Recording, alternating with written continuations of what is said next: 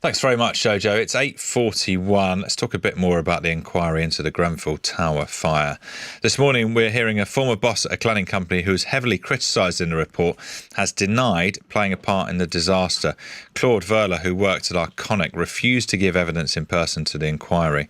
The final report accuses him of deliberate dishonesty, but Mr. Verler told the BBC he was not the one making decisions about the sales of flammable cladding. Well, we spoke earlier to Graham Watts, Chief Executive of the Construction Industry Council. The construction industry is massive. It's more than 3 million people. It's hundreds and thousands of firms. And it's difficult to talk of it as a kind of homogenous industry, because the best will get better. And there's no doubt there are a lot of very, very, very good firms out there that take building safety and the health and safety of their workers very, very seriously. But unfortunately, there's also a part of the industry that has used a dysfunctional regulatory system and a fragmented government approach and most importantly, a fragmented supply chain from the industry to game the system. And that's what has got to stop. Meanwhile, Deputy Prime Minister Angela Rayner says it's unacceptable that 7 years after the Grenfell Tower disaster, people are still living in homes covered in combustible materials. More than 2,000 buildings in the UK still need to have cladding removed. Yeah, someone who's living in that situation now is Tom Minikin, who lives in Manchester. He joins us now. Morning, Tom. Hi. When were you made aware that the cladding that was on Grenfell Tower was also on your building? Yeah, so first of all, I just wanted to say my heart goes out to all the 72 families that have had people that died in Grenfell. My own situation, I actually was in a block of flats in 2015 that had a fire. So I know what it's like with someone banging on your door at 4 a.m. telling you you've got to get out. That was a dreadful night that I'll never forget, and I remember the night that Grenfell happened. My own situation is I bought a flat in 2016. Obviously Grenfell happened in 2017, and we had surveys on the block initially that told us that there wasn't any issues, and then we had more surveys in 2020 which actually identified that we had the same type of cladding that's on Grenfell, and things just started to escalate from there. So it's interesting that you had the first survey and it said everything was fine. Then it took 3 years to establish that actually it was the same cladding. It's hard to understand why that would have been. Yeah, it probably wasn't as long as that, in that we had initial surveys maybe around 2018 and then further more detailed surveys a couple of years later. But yeah, it was 2020 when we found out that we had the dangerous material on. But we're now in 2024 and the work is still not complete. So I'm in the flat at the minute. It's covered by scaffolding. And we were promised initially that the work was going to take maybe 9 to 12 months. It should have been finished by now. We're now told it's going to be next January. But if I'm honest with you, I'm looking outside and thinking this could be another 12 months, to be honest with you. So who is doing this work, and what are they saying to you? How are they explaining this massive overrun? So my block is owned by a listed fund called Ground Rent Income Fund.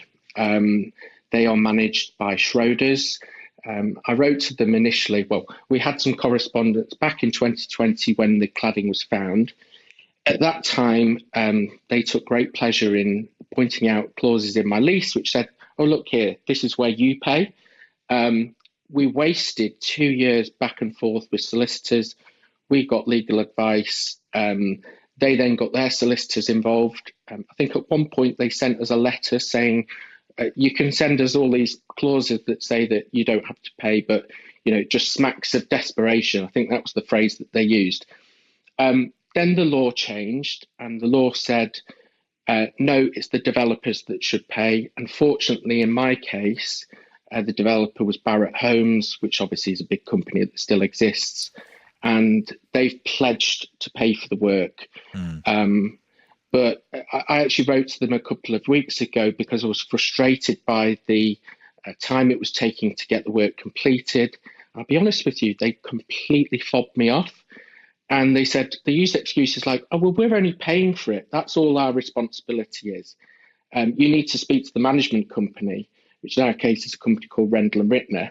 And I said, well, I'm only coming to you because I'm frustrated at the fact that I'm getting no answers from these people. They won't tell us exactly what's taking so long. They won't tell us what money we're getting back for all the excess costs that we've suffered as a result. So, for example, our insurance costs have doubled. We've had to pay for loads of health and safety fees.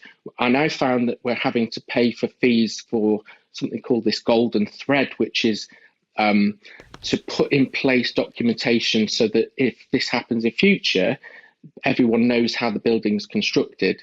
And basically, we're having to pay for all the wrongs of people that didn't do the right thing in the past. I just feel completely, lost in this situation. How many letters and emails and phone calls do you think you've made about this over the last 4 years? Countless. I've written to Lucy Powell, who's my MP, who I will say has been fantastic. She's offered to write to these companies. I probably sent 3 or 4 letters to her. I've sent countless emails to Schroders. I've had meetings with the individuals. They're quite senior people, all very well, and they make all the nice platitudes about we care about this, building safety, etc. But it's 4 years on from when we found the dangerous material. It's been removed, but the building is still not safe. And people in the block will struggle to sell their properties as a result.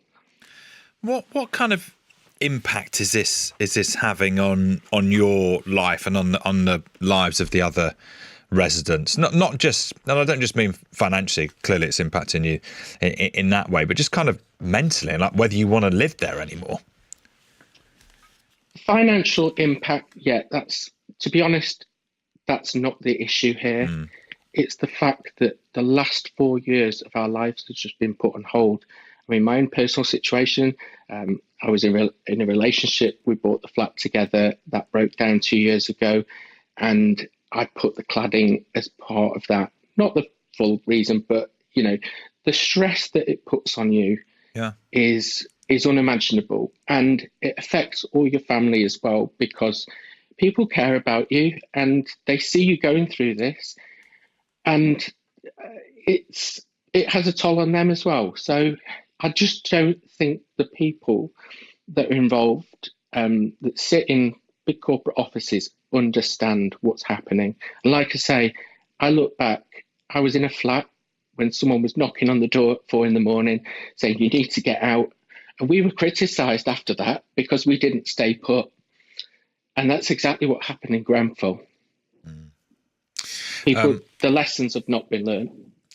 Tom, look, our heart absolutely goes out to you, and I really hope that this work is completed soon, and that stress eases. And thanks so much for talking to us. All right, thank you.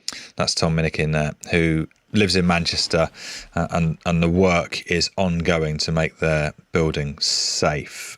We do need to bring you statements from some of the companies that Tom mentioned there involved with this building, starting with Barratt. So a spokesperson for them said, at the request of the responsible person, we are covering the costs of remediation rather than delivering the remedial work ourselves.